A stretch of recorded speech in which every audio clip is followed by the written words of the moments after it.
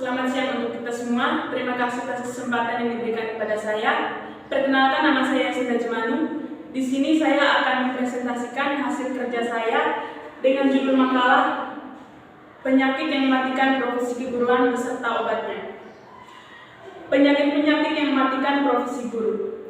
Ada beberapa penyakit yang mematikan profesi guru yang terus menggerogoti mentalitas karakter guru dalam menjalankan tugas dan tanggung jawabnya yang mengakibatkan proses pembelajaran tidak berjalan semestinya. Berikut ini merupakan 5 penyakit yang mematikan profesi guru. Yang pertama, baku atau bahan ajar terlalu kompleks. Bahan ajar merupakan segala bahan yang disusun secara sistematis yang menampilkan sosok utuh dari kompetensi yang akan dikuasai peserta didik dan digunakan dalam proses pembelajaran. Menurut Lestari, bahan ajar adalah seperangkat materi pelajaran yang mengacu pada kurikulum yang digunakan dalam rangka mencapai standar kompetensi dan kompetensi dasar yang telah ditentukan. Guru dalam proses pembelajaran harus memperhatikan unsur-unsur bahan ajar yang baik dan benar, yaitu petunjuk belajar, kompetensi yang akan dicapai, informasi pendukung, latihan-latihan, petunjuk kerja atau lembar kerja, serta evaluasi dalam pembelajaran. Hal ini bertujuan agar hasil pembelajaran sesuai dengan yang diharapkan. Penyakit ini terjadi ketika guru membuat bahan ajar atau berbelit-belit sehingga mengakibatkan siswa sulit memahami dan merasa tidak tertarik dengan penyampaian materinya. Bahan ajar yang terlalu rumit biasanya tidak sesuai dengan tuntutan kurikulum dan sesuai dengan kebutuhan belajar siswa. Bahan ajar yang dipilih dalam proses harus sesuai dengan materi pelajaran serta kompetensi dasar dan standar kompetensi. Penyakit batuk ini perlu diatasi dengan mengonsumsi protokol, yaitu perancangan, cocokan, latihan, dan desain. Ketika ajar yang harus digunakan, terlebih dahulu sebelumnya guru perlu mempersiapkan melalui langkah, yaitu perancangan. Dalam langkah perancangan ini, guru merancang seperti apa bahan pembelajaran yang akan digunakannya. Langkah yang kedua yaitu guru harus mencocokkan antara bahan ajar dengan materi pembelajaran yang sesuai dengan kompetensi dan kompetensi dasar dan standar kompetensi yang ada. Yang ketiga yaitu dengan latihan atau mengetes penggunaan bahan ajar mengenai bahan ajar yang digunakan. Langkah yang keempat yaitu jika pada tahap latihan bahan ajar sesuai dengan kebutuhan siswa, maka di sini guru hanya perlu mendesain lagi agar lebih menarik dengan meramu bahan ajar yang sesuai dengan kompetensi dasar serta standar kompetensi yang ada. Yang kedua, penyakit campak yaitu cenderung memberi penilaian tidak adil. Penyakit campak ini mewabah dan menyerang kekebalan guru dalam proses pembelajaran. Sebagian guru mengalami campak, yaitu guru seringkali memberi penilaian kepada siswa dengan tidak adil atau tidak sesuai dengan hasil belajar yang sesungguhnya. Guru yang profesional memiliki kemampuan meningkatkan mutu kerjanya ke arah yang lebih baik dan memberikan pelayanan kepada peserta didik tanpa memandang bulu. Pada penyakit ini, obat yang perlu dikonsumsi yaitu dengan makan terung, yaitu terarah serta unggul. Guru semestinya harus terarah memberi penilaian kepada peserta didik yang ada sesuai dengan hasil yang diperoleh selama proses pembelajaran, serta bekerja keraslah semaksimal mungkin untuk menghasilkan peserta didik yang unggul. Penyakit yang ketiga yaitu rabies atau rancangan banyak implementasi tidak efisiensi.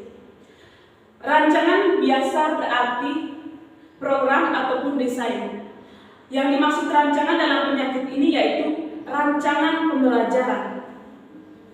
Pengertian tentang perencanaan pembelajaran dikemukakan oleh Nana Sujana, yaitu mengemukakan bahwa perencanaan pembelajaran adalah kegiatan memproyeksikan tindakan apa yang akan dilaksanakan dalam suatu pembelajaran, yaitu dengan mengkoordinasikan atau mengatur dan merespon komponen-komponen pembelajaran sehingga arah kegiatan atau tujuan atau isi kegiatan, cara penyampaian kegiatan, serta bagaimana mengukurnya menjadi jelas dan sistematis.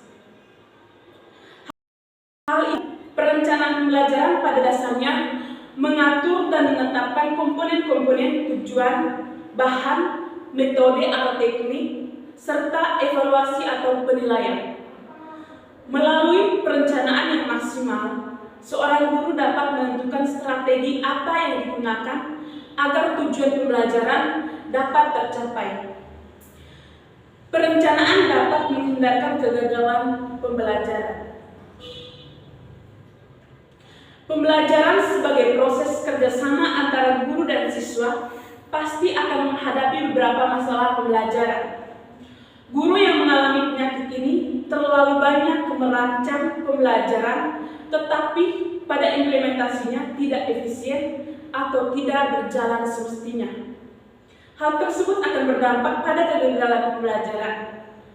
Melalui perencanaan yang baik, setidaknya dapat mengantisipasi atau meminimalisir permasalahan yang nantinya akan muncul sehingga pembelajaran berjalan normal dan keberhasilan pembelajaran tercapai.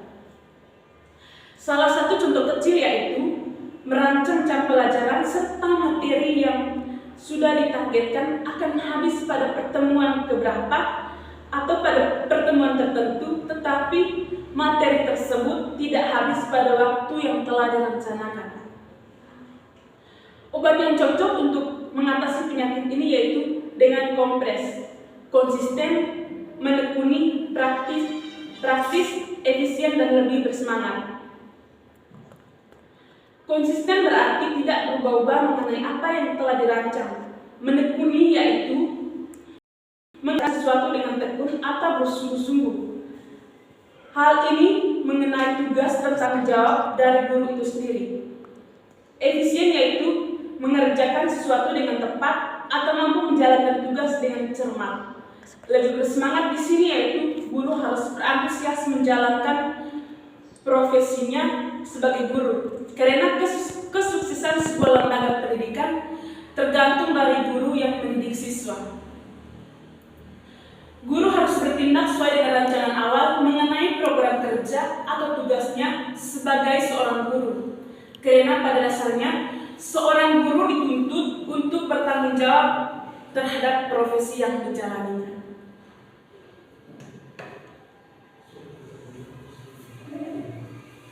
Penyakit yang berikutnya yaitu TBC, terlalu beri catatan. Penyakit ini sering dialami oleh guru-guru yang bisa dibilang tidak profesional menjalankan tugas serta tanggung jawabnya. Guru hanya terus-menerus memberi catatan kepada siswa tanpa diimbangi dengan metode pembelajaran yang lainnya. Hal ini menyebabkan ketidakefektifan dalam proses pembelajaran. Siswa mudah bosan dengan metode pembelajaran yang disajikan oleh gurunya. Setiap siswa memiliki kemampuan yang berbeda dalam memahami materi yang diberikan oleh guru. Obat yang dapat mengatasi penyakit ini yaitu dengan makan tomat. Temukan orange agar tidak salah langkah. Yang kelima, asma, asal mengajar. Guru yang menderita penyakit asma atau asal mengajar ini tidak terlalu memikirkan hasil yang diperoleh peserta didik dari proses pembelajaran. Ia mengajar tanpa ada target yang harus dicapai, atau guru tersebut lebih punya prinsip asal saya mengajar dan pada akhirnya saya terima gaji.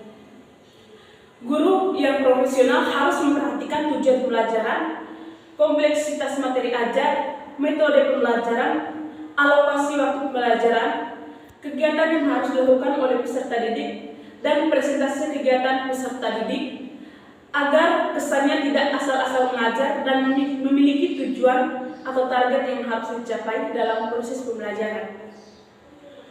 Obat yang perlu dikonsumsi untuk menyembuhkan penyakit ini yaitu dengan makan buah pepaya, persiapan pembelajaran yang apik. Pembelajaran yang apik yaitu pembelajaran yang mampu merangsang kreativitas siswa secara utuh, membuat siswa aktif, mencapai tujuan pembelajaran yang efektif, serta berlangsung dalam kondisi yang nyaman. Sekian dan terima kasih.